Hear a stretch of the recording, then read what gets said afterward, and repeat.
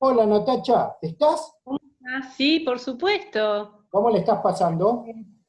Bárbaro. Ahora, Bueno, en vez de ser el lejano oeste, va a ser el cercano oeste, ajá. Cada vez tenemos más gente cerca, dice Decime, Ana. acá después de esta charla. me dice una compañera que conozco, Ana Rolando, que nació en Francia al 1100. ¿Qué barrio es? El que le Depende, corresponde, perdón, digas. depende de qué margen. Ah, bueno, en el ¿De qué medio. Nació en el medio. En Si el nació, medio. si nació en el medio Once es, catorce, 11 es, 14. es de Chesortu Es de Chesur. y del macro centro. Apa, del macrocentro de Chesortu, Ana. Muy bien. Gracias.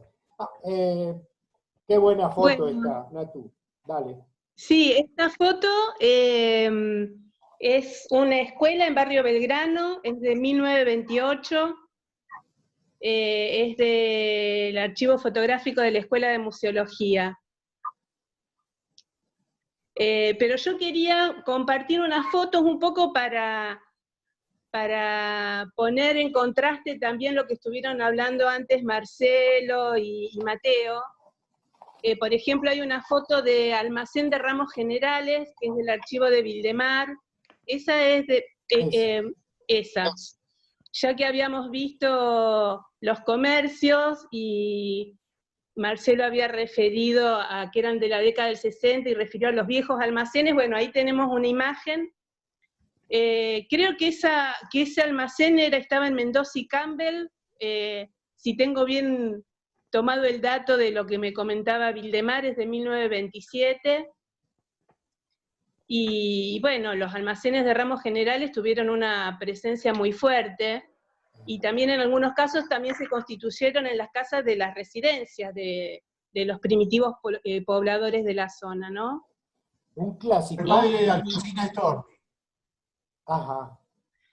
Ah, bueno, tenemos que hablar de, bueno, en realidad lo de Alfonsina Storni es que se estableció en el Café Suizo cuando llegó. Bueno, ¿querés que hable de Alfonsina Storni un poquito? Dale, dale, dale. Bueno, nosotros en la biblioteca tenemos programaciones dedicadas a escritores y escritoras, y estuvimos trabajando sobre la figura de Alfonsina Storni, difundiendo su producción y también la que es menos conocida, como son las notas periodísticas, y bueno, reconstruyendo un poco la historia, el paso de Alfonsina por la ciudad, que llegó alrededor de los 8 o 9 años. Primero el padre se instaló en Sunchales, y después abrió en Barrio Chesortu, donde está ahora la heladería Río, en Mendoza y Caferata, ¿no? Sí. Constitución y Mendoza. Constitución y Mendoza, perdón. En Mendoza y Constitución, ahí el padre de Alfonsina abrió el Café Suizo, y cuando fueron los 120 años del Hospital Carrasco, nosotros recreamos la historia de Alfonsina y su militancia dentro de las filas del anarquismo, porque ella participaba en las manifestaciones anarquistas, y de ahí también todo su ideario feminista, ¿no?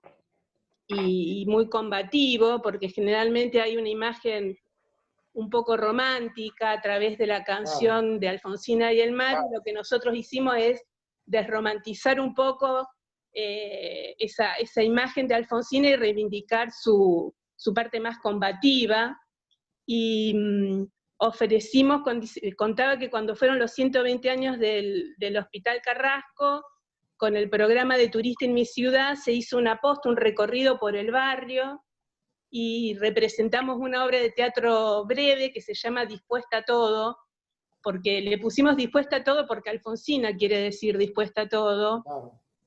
Y bueno, comentamos un poco el paso, recreamos así en una obrita muy de breves minutos lo que fue el paso de Alfonsina por la ciudad de Rosario, donde empezó a escribir sus primeros poemas, ¿no? ¿Puedo acotar algo Bueno, sobre bueno, Alfonsina? sí, dale. sobre Echesordu, ¿no? Había un lugar recreacional, la Quinta San Pedro, un lugar abierto, que estaba más o menos donde ahora eran un par de manzanas, 2 o 3 manzanas alrededor de Atlántida Sportman.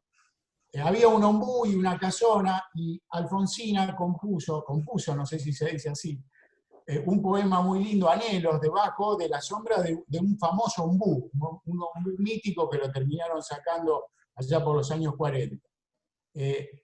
Recitó sus primeros poemas en el Recreo Americano, que después fue llamado Recreo Echesordu. Así que un poco se inicia en el barrio. Obviamente después Alfonsina toma otro vuelo, viaja a Coronda, hace vida en otro lado. Pero bueno, quería hacer esa referencia. Está bueno. Es importante. Vos sabés que yo estoy viendo esta foto mientras ustedes dos hacen el relato, y yo me la imagino a esta persona acodada al estaño, porque esto era antiguamente un estaño, está la fiambrera en el almacén, está la balanza de plato, es maravillosa esa imagen. Y me la imagino a Alfonsina, porque Alfonsina no solamente era poetisa, o era escritora, o era anarquista, también ella presentó obras de gran calibre en el Parque de la Independencia, o sea que el primer busto de Beethoven implantado en el Parque Independencia en el 18, que fue el primero en Sudamérica, el único, los alemanes estaban muy agradecidos por eso. Bueno, la charla que abrió el busto, en el que se descorre la tela para mostrar el busto, lo hizo Alfonsina. O sea que Alfonsina era una gran oradora también, era increíblemente. Y en el Saladillo, cuando hicimos con Nicolás y todos los compañeros míos, Fabián Birbe, todos hicimos esa movida en el Saladillo Explorado, había una, se las recomiendo, es muy interesante, es la poesía al Arroyo Saladillo, muy interesante, muy interesante. Escribe, es muy buena escritora, muy buena escritora.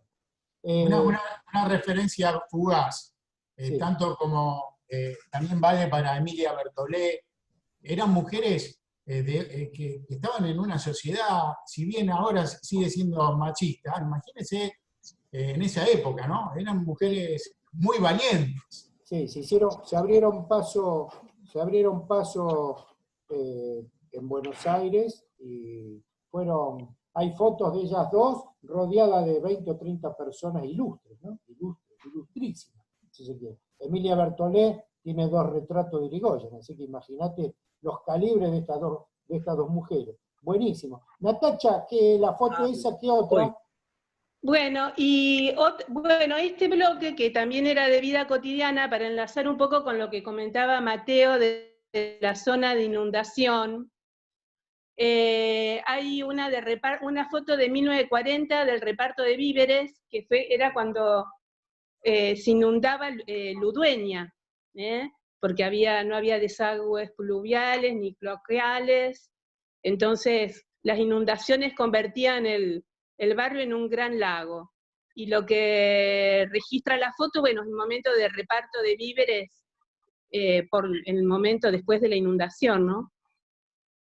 Porque era toda una zona inundable. Inclusive las casas de barrio Ascuénaga tenían todas como un pequeño escalón construido en el ingreso para frenar, porque como era una zona inundable, para evitar que entre el agua a las construcciones, ¿no? A las casas. Sí, acá en Villa Urquiza también hay un montón que tienen ese escaloncito, como decís, en las puertas de sus casas. Y también lo que me han comentado es que primeramente hicieron las casas antes de que se haga el nivel de la calle. Entonces muchas casas, después cuando se hizo la calle, quedó bajo ese nivel. Entonces subieron los pisos, elevaron el nivel del piso, y muchas casas, me comentaba una vecina, que tienen los techos bajos, por ese motivo. Como subieron el nivel de piso, quedaron... le quedó esto la casa que vos petiza. comentabas, Ernesto, del poema de Alfonsina al Saladillo, lo encuentran en la guía literaria de la ciudad, Rosario Ilustrada, ahí está el texto de Alfonsina al Saladillo. Bien.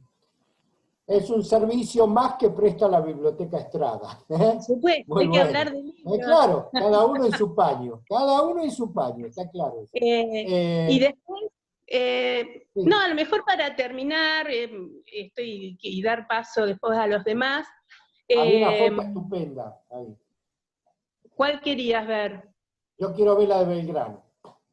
Estoy ansioso por ver esa tienda. Justamente, es que quería cerrar con eso, porque hablaban de la arteria de Mendoza, su perfil más comercial, y hay una foto que cuando nosotros hicimos la convocatoria, y está bueno cerrar con esta, por lo menos mi parte, es una foto de una vidriera, yo calculo que es del 50, una vidriera que fue premiada en un concurso que hizo la municipalidad por los festejos del 20 de junio, del Día de la Bandera, y la vidriera que estamos viendo es de un comercio en La Salteña, en Mendoza y Carriego.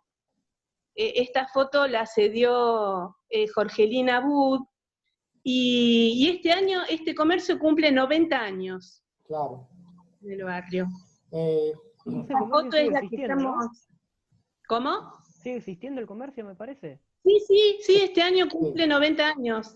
Voy a dar dos datos, que estoy viendo la imagen, porque el Museo de la Ciudad tiene los afiches. Estos afiches fueron donados por Vladimir Michelevi. Vladimir Michelevi es uno de los hacedores del Museo de la Ciudad, ¿no? El que puso mucho ahínco en que el Museo de la Ciudad se hiciera. Y él, como trabajaba en la Municipalidad de Rosario, los permisos de los afiches que se entregaban para colocar en la vía pública, él estaba en esas reparticiones al lado, y él siempre tenía un montón de afiches, y los donó todo al museo. Hay algo que estoy de acuerdo con Roberto, que es interesante, que había un sello, que los afiches nos permiten constatar la fecha de algunos afiches porque tienen el sello del año sanmartiniano, es el 50, están detrás de los afiches. Pero hay otro, por ejemplo acá, veo, ya está el monumento construido. Posiblemente este afiche, o sea, la imagen, es de los años 60. Posiblemente, 60, porque, claro. o fines de los 50, porque el monumento ya está. Claro. Puede ser un afiche antes, porque ya el diseño del monumento ya estaba, pero bueno, puede ser un dato. Es maravillosa, hay una placa. Sí, esta foto es la que es nuestra foto de portada de este mes en el Facebook de la biblioteca. Claro. Muy bueno. Así que... y Roberto, vos, este negocio, ¿qué tenés para decirme? ¿Tenés algún dato de este negocio? No tengo para decir nada. ¿Y qué zona? No sé, ¿en qué zona está? No está la República. Pero dame datos, porque para mí la República es otra cosa. A ver. ¿En qué lugar exactamente sería esto? Mendoza y Carriego. Mendoza y Carriego. Sí, lo conozco, sí, lo conozco. Sí, muy pintoresco, muy lindo, pero no tengo datos para tirar. Escuchamos, Roberto. ¿Vos sabés que había otra foto que no agregué acá, era una foto del interior del comercio, donde se veía, había un cantor de tango, que era, no recuerdo el nombre, que era muy amigo del dueño del comercio, y era una foto muy pintoresca donde estaba este cantor de tangos reunido con otros amigos y el dueño del local adentro de La Salteña. Voy a ir a visitarlo. La Salteña es, sí, tengo fotos. Tiene incluso tiene un cartel Art Deco adelante, medio de los años, ¿no? Está muy bueno, voy a ir. Sí. Antes de dejarte lugar, Roberto, Ana Rolando me dice que en Francia y la cortada Marcos Paz estaba el almacén de los Giovanoli, que era de ramos generales, o sea que la gente responde a eso, especialmente los que son negocios, porque son interesantes, llaman mucho la atención. Sí, Roberto. Yo tengo muchas fotos de almacenes así de ramos generales, Me En el imagino. barrio había muchas, así que de estas fotos tengo muchas y eran muy surtidas, muy visitadas. Me había quedado enganchado con la abnegación femenina. En la esquina de Crespo y Córdoba, donde ahora está una famosa casa de antigüedades, ahí ese módulo pertenecía a los hermanos Juve. Y hacia los años 20 hicieron una escuela, pero era una escuela femenina, donde se enseñaba a hacer sombrerería, arte culinario, corte y confección. Es decir, imaginemos que en esa época el rol femenino estaba totalmente acotado. Entonces, ¿Con quién dormiste? todo lo que hicieron estas mujeres en esa época agiganta, ¿no? ¿Ahí qué pasó? Se metió Sí, alguien, pero... es la esquina que se quemó y está el negocio de antigüedades. Bueno, Puedo contar la historia de la calle Mendoza, la historia del cine, no sé, lo que no, ustedes pero gusten. hay algo que quería ver el cine, A ver, dale. porque el Acá cine, está. vos Sí, cuando entrás en sí. imágenes de Chesolto aparece el cine, el cine, el cine, el cine, es muy Bueno, les cuento elocuente esa así, imagen. les cuento brevemente la historia. Las primeras proyecciones de cine se hicieron en 1914 en el Centro Progresista. Pocos años después se habilitó un pequeño cine que desapareció en el San Miguel Arcángel, al lado de San Miguel Arcángel. Formaba parte de la parroquia.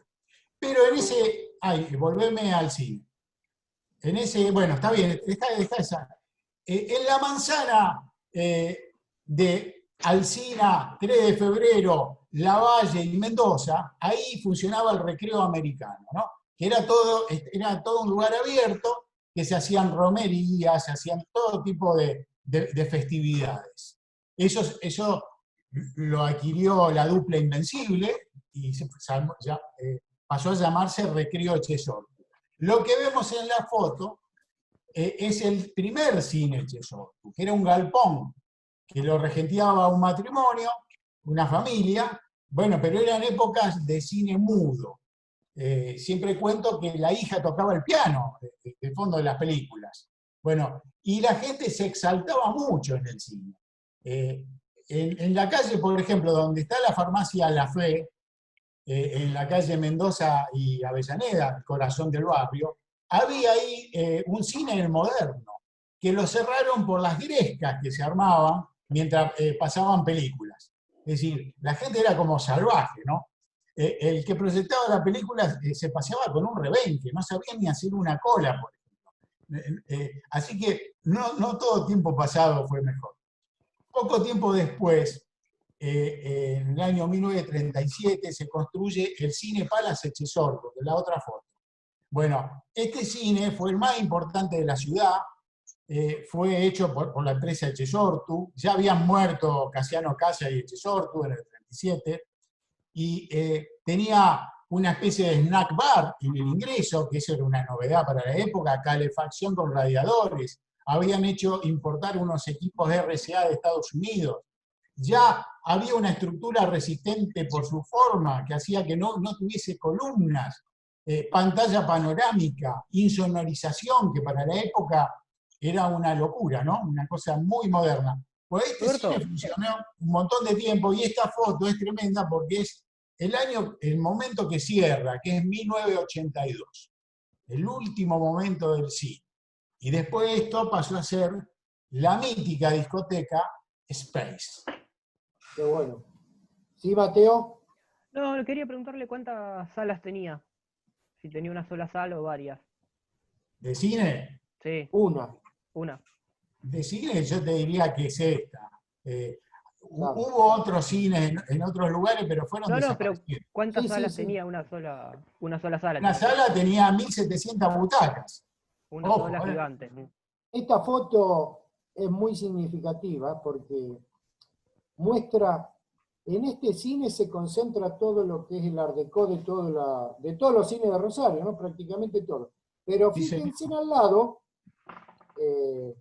las La columnas Pestalozzi. monumentales y de orden clásico que se ve en la escuela, ¿no? Que es maravilloso. También es otro símbolo de la escuela de esa época, ¿no? Claro. De una escuela importante, estatal, cómo funcionaban, y bueno, y está intacta, la escuela Pestalozzi está intacta. Ajá. Muy bueno.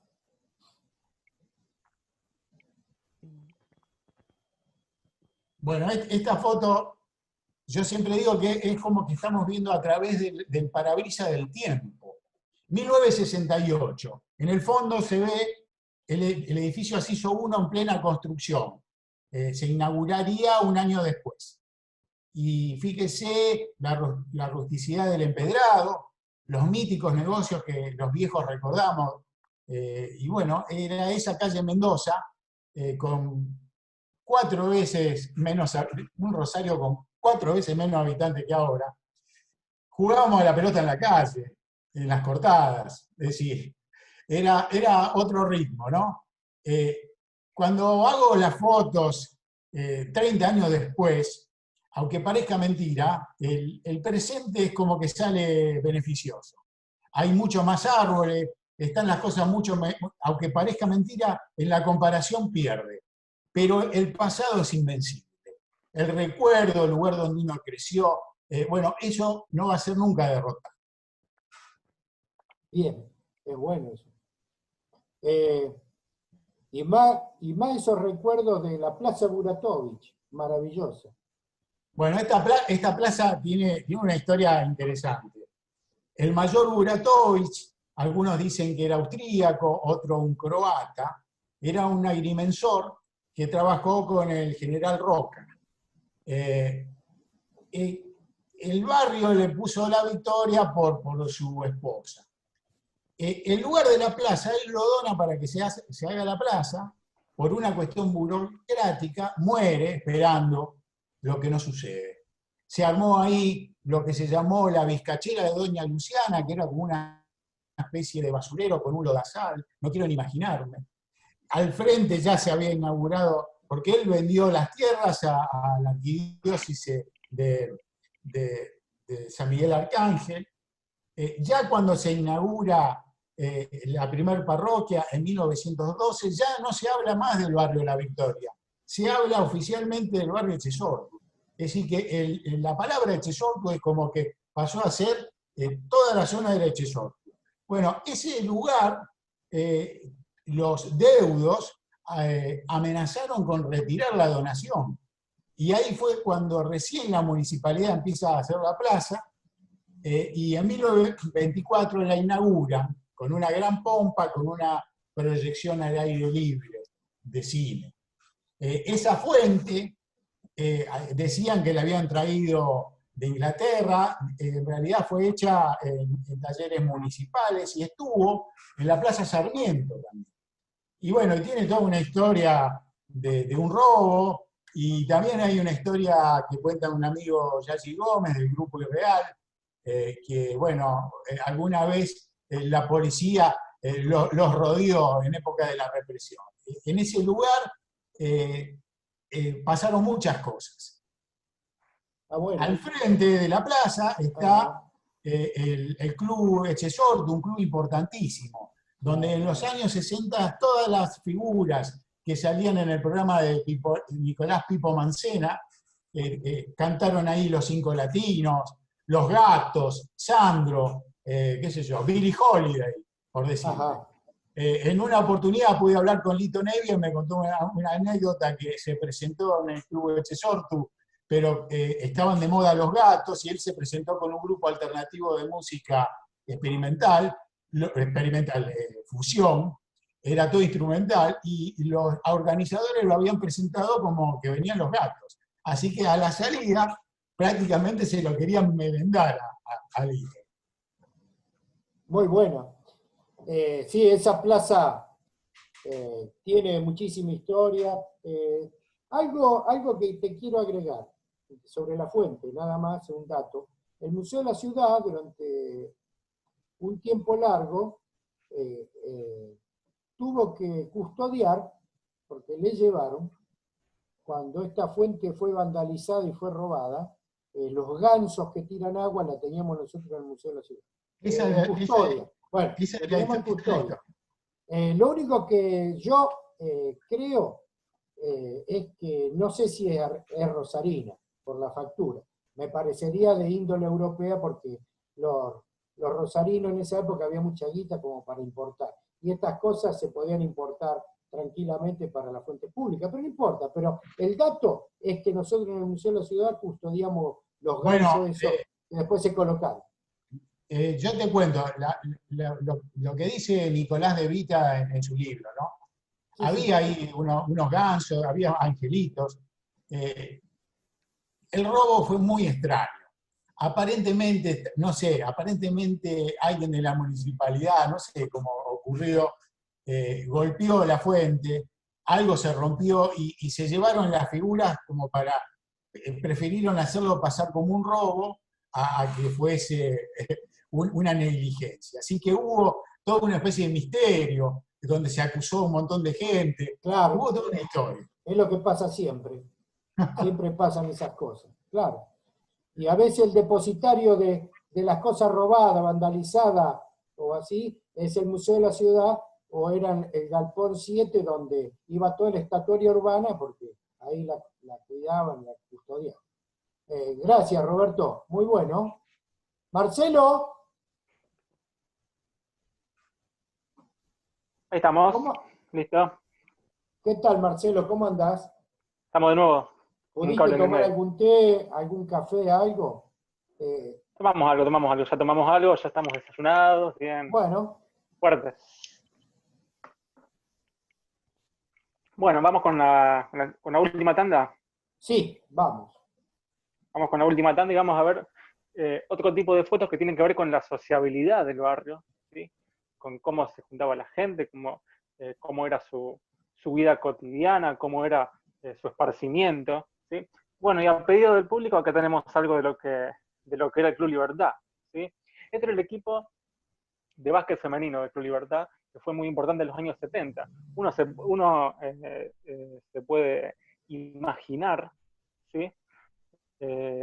Un club en el que el básquet, lo masculino era preponderante, y bueno, sí, siempre lo fue en el caso del básquet, pero las mujeres también participaron en este ámbito, en el básquet, y fue algo muy, muy popular para esta época, y incluso siguió 80 años, 90, si bien el club tuvo básquet, tuvo bochas, tuvo otro tipo de actividades. Bueno, podemos ver cómo acá el club es una muestra de un espacio para los dos géneros, ¿sí? El tema de los clubes, Libertad no era el único club del barrio, también estaba está el club Amistad y Unión, está Matienzo, está Ideal, está Escuena, está Rosario Oeste, está Mendoza.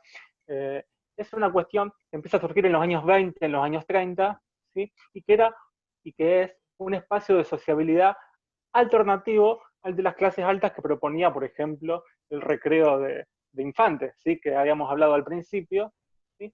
Y tanto los clubes como las bibliotecas, que muchas veces estaban en los clubes, y los cines, ¿sí? Que recién estábamos escuchando a Roberto, se reflejaban en muchos barrios, ¿sí? Como en Barrio Belgrano estaba el cine Roma, acá también teníamos el cine Mendoza, que surge en los años 30, ¿sí? Y que perdura más de 40 años, con mucha fuerza, hasta los años 70, en que esto se va volviendo un poco más difuso y se va resquebrajando ese predominio del cine por la aparición de la televisión, ¿sí? Que va ganando cada hogar y la gente ya abandona un poco el ir al cine para pasar a ver películas por televisión, programas por televisión. Entonces la sociabilidad se va reconfigurando. Pero en los años 60-70 teníamos este predominio de los clubes, de las bibliotecas, del cine Mendoza, que en ese momento era un puntal para Barrio Escuena, y que después se reconvirtió en supermercado, ¿sí? Y después en lo que fue Divina Greta, que era un centro de fiesta. Como tantos cines, ¿no? Como tantos cines en Rosario, como tantos cines, siendo supermercado. Federico Ducker mandó una foto tremenda. del Club Libertad con Kermés, después si la pueden poner. Eso es muy interesante porque los clubes a veces los imaginamos como que son un espacio fijo y al principio eran muy itinerantes, eran a veces grupos de amigos que se juntaban, firmaban un acta, fundaban un club y era algo que era muy precario y que era muy, se puede decir, itinerante, ¿sí? Había muchos espacios vacíos, muchos baldíos, donde se apostaban a hacer deportes y eran movibles los céntricos. Después, recién en los años 30, en los años 40, en el caso de Libertad eso se va fijando, ¿sí? Y ya podemos encontrar fotos en los años 40 donde Libertad ocupa el espacio que está ocupando hoy, ¿sí? De entrada por Felipe Morehoy, pero que también lo fue por calle Mendoza, ¿sí? Linda la bueno, placita. acá tenemos Buenos esa placita recuerdos en la placita. esa placita que hoy ya no está más, ¿sí? Que estaba ubicada en Teniente, Añete y San Luis, ¿sí? Barrio Escuénaga no se caracterizó por tener muchos espacios verdes, ¿sí? Esto era una excepción, ¿sí? Después vino lo que era la plaza que hoy encontramos en Mendoza y Alvarado, que fue inaugurada en los años 90, ¿sí? Pero y después tenemos la otra plaza importante que está entre Colino Funes y Pellegrini, pero los espacios de sociabilidad como las plazas eran muy escasos, ¿sí? Y todo lo que era espacios verdes era más baldíos que un armado de una plaza como era este estilo, ¿sí? Que sin embargo era muy, muy popular y la gente de todas las edades iba, tanto varones, mujeres, pibes, pibas, que se juntaban en estos lugares, ¿sí? Esta plaza creo que más o menos llega hasta los años 70 seguro y un poquito de los 80 también. Perdóname, Bueno, Marcelo, muy sí. muy bueno lo tuyo. Estoy viendo a Vildemar Bengochea, lo quiero saludar, porque Vildemar es el historiador de Barrio Belgrano, es Sí. una muy buena persona, y es un referente del barrio, así que estamos muy complacidos, el museo, la biblioteca y todos nosotros, en que él nos escuche. Puede ser que alguna vez nos tire alguna crítica o algo, y bueno, está bien que así pase. Dale, Marcelo. Buenos días. Bueno. Buen ¿Qué día. tal? ¿Cómo va? ¿Qué tal? Encantado. Dale, Marcelito. Bueno, seguimos con la siguiente foto, que nos muestra un poco una casa que sigue existiendo, que está sobre calle San Juan, ¿sí? Al 5000, ¿sí? Y que, si ustedes ven al fondo, hay un poste telegráfico, ¿sí? A ver. Esto es indicador de que por ahí está pasando una vía. Ese es el límite ya de barrio Escuénaga con el Chesortu, las vías del ferrocarril hoy Belgrano, ¿sí? Creo que en ese momento eran del Central Córdoba, y la otra de la Compañía General de Buenos Aires, que eran dos vías, dos empresas distintas, que tenían una vía al lado de la otra y que llegaban a Rosario Oeste, a lo que después se llamó Rosario Oeste. Esta casa es muy interesante porque muestra también el pasar de una familia afuera, ¿sí? En lo que era la calle San Juan en este momento de tierra, y cómo la gente se sentaba afuera para pasar su tarde, que es algo que se vio durante décadas y décadas, muy fuertemente en los barrios, ¿sí? Y que Sigue pasando. Y también sigue pasando, que es muy común ver gente con su reposera sentada en la vereda, ¿sí? Pero en este momento era mucho más habitual todavía. Seguimos a la otra foto. Acá vemos un momento muy particular. Es fácil reconocer que es el año 1973, el de la histórica nevada en Rosario, algo que después no volvió a ocurrir, pero que es una foto muy colorida, la elegí porque es muy linda, y que yo no esperaba que hubiera fotos, o muchas fotos de la nevada en Ascuénaga. La verdad que la gente empezó a aportar muchas fotos sobre la nieve. Acá tenemos un aporte que muestra de fondo lo que era el Fiat 600, que era una novedad para esa época. Ya tenía algunos años el Fiat 600, pero, claro. Ya más de 5 años se veía, pero acá tenemos una de las cortadas, que era el pasaje Guido, ¿sí? Que ya estaba pavimentado, y sobre el cual podemos ver ese histórico momento, ¿sí? Bueno, muy seguimos. bueno. Y acá tenemos la sociabilidad también en los años 70, que no solamente se gestaba a partir de sentarse en una reposera, sino también ya los pibes, la juventud, en los kioscos, ¿sí? En los kioscos, que eso era algo que pasaba tanto en la escuela como en otros barrios, en Barrio Belgrano también, ¿sí? En las 4 plazas había un lindo kiosquito que hoy ya no está más, y que después se conformó la rotonda, ¿sí? Este tipo de kioscos eran habituales para muchos pibes, para muchas pibas de la juventud de 20 años, 25 años, que se juntaba a tomar una cerveza, a tomar algo siempre en esos lugares, o fumar un cigarrillo también. ¿Seguimos? Esperá, parece... Sí.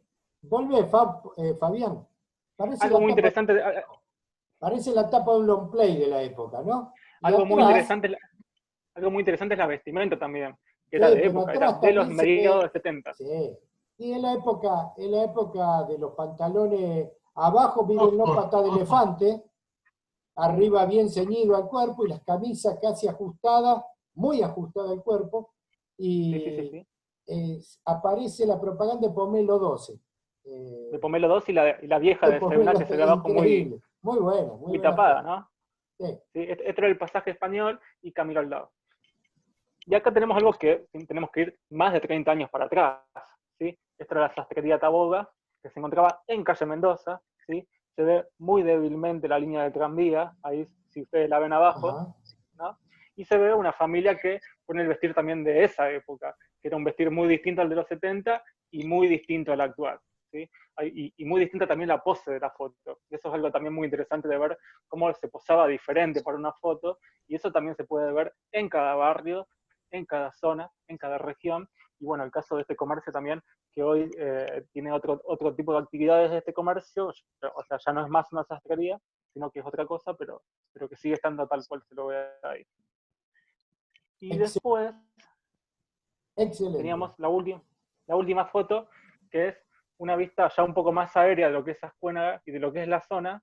Esto es algo muy interesante porque se saca la foto de uno de los pocos edificios de más de 2 plantas que hay en el barrio, que son muy poquitos, ¿sí? Uno es este que está ubicado en Mendoza al 5200, a la altura de Pasaje Tosi, y otro es el que se ve enfrente, que está en construcción en ese momento, por el año 2016, y que ahora ya está definitivamente construido. Allá al fondo se ve la Plaza Ascuénaga, ¿sí? Se ve la heladería Caprichos, el cartel de lo que era el Banco Alianza, que era lo que yo mencioné antes, que era un banco cooperativo, y el resto del paisaje del barrio, que es un barrio bajo, que siempre tuvo la imponencia de la torre, que habíamos visto antes, que era de 4 plantas, pero que el resto era siempre casas de 1, como mucho de 2 pisos. Estos 2 edificios son muy recientes, y desde uno de ellos se saca esta foto que es fenomenal. Excelente, Marcelo.